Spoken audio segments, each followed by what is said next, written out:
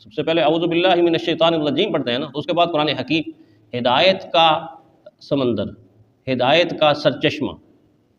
اور اللہ کی معرفت کا خزانہ، یہ جو شروع ہو رہا ہے،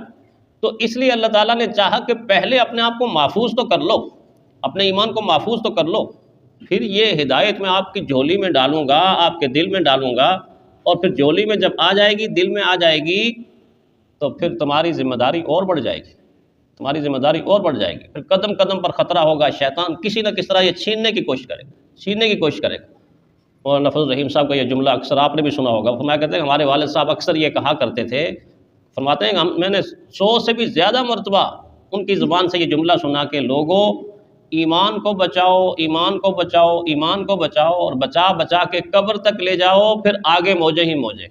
بچا بچا کے قبر تک لے جاؤ اور آگے موجے ہی موجے۔ یہ ایمان کے بچانے